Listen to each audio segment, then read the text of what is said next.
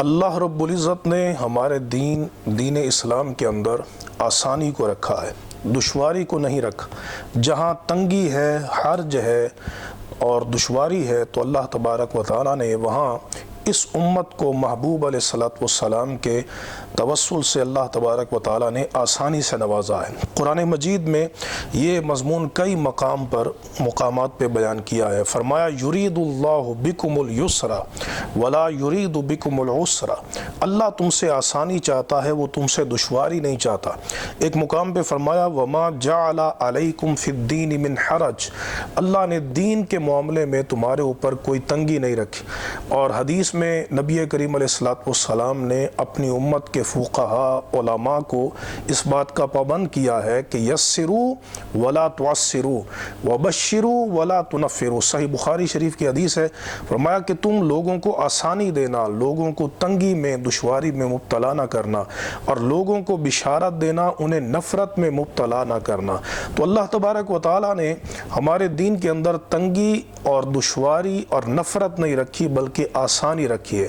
ان آسان احکام میں سے ایک حکم یہ ہے کہ اگر کوئی بندہ رمضان المبارک کے مہینہ میں بیمار ہو جائے تو پھر اس کے لیے شریعت کے آسان احکام ہیں۔ تو یہاں یہ اس بات کی وضاحت ضروری ہے کہ بیماری تین طرح کی ہو سکتی ہے۔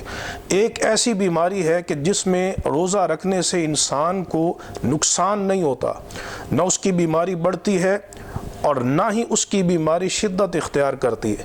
تو ایسی صورت میں انسان کو روزہ رکھنا چاہیے، چونکہ اب اس کے مرض اور اس کی بیماری کے ساتھ، روزہ رکھنے کے ساتھ اس کی بیماری اور اس کی تکلیف میں کوئی اضافہ نہیں ہو رہا۔ اور اگر انسان روزہ رکھے تو اس کا مرض بڑھ جائے گا، اس کی تکلیف بڑھ جائے گی۔ تو پھر اس کی دو صورتیں ہیں۔ یہاں شریعت ہمیں رخصت دیتی ہے فَمَنْ كَانَ مِنْكُمْ مَرِيضًا أَوْ عَلَى سَفَرٍ فَعِدَّةٌ مِّنْ أَيَّامٍ أُخَرَ، یہ قرآن مجید کی سورۃ البقرہ میں 184 نمبر آیت میں اللہ رب العزت نے ارشاد فرمایا جو تم میں سے مریض ہو یا سفر پر ہو تو قرآن فرماتا ہے کہ وہ دوسرے دنوں سے گنتی کو پورا کرے۔ تو یہاں پر دو صورتیں بنے گی۔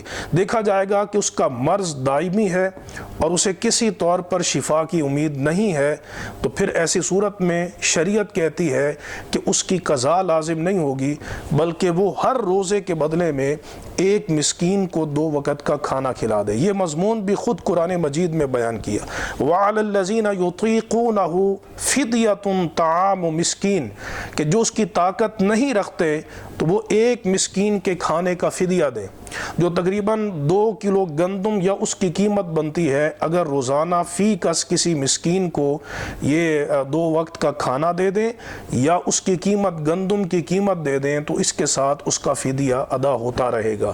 لیکن اس میں بھی اگر انسان کو کبھی اس کو یہ محسوس ہو کہ میں روزہ رکھ سکتا ہوں تو پچھلے روزوں کی قضا اس پر لازم ہوگی۔ اور اگر انسان کی بیماری دائمی نہیں بلکہ عارضی ہے تو پھر ایسی صورت میں شریعت کا حکم یہ ہے کہ اگر روزہ رکھنے کے ساتھ اس کی تکلیف بڑھتی ہے، مرض میں اضافہ ہوتا ہے، تو پھر وہ روزہ نہ رکھے بلکہ بعد میں اس کی قضا کرے۔ جب اس کو آسانی ہو وہ آسانی کے ساتھ اس کو قضا کر سکتا ہے۔ تو یہ شریعت کے احکام ہیں۔ تو اس حکم کے اندر شوگر کے مریض بھی ہیں، اس میں بلڈ پریشر کے مریض بھی ہیں۔ ہر بندہ اپنے اعتبار سے دیکھ سکتا ہے کہ روزہ رکھنے سے اس کے مرض میں اضافہ ہوتا ہے، اس کی تکلیف بڑھتی ہے، ناقابل برداشت ہو جاتی ہے اور اس کی بیماری زیادہ دیر پا ہو جاتی ہے، تو اب شریعت نے اس کو رخصت دی ہے کہ وہ اس کی بعد میں قضا کر سکتا ہے۔ اللہ تبارک و تعالی ہم سب کو شریعت مطہرہ پہ عمل کی توفیق عطا فرمائے۔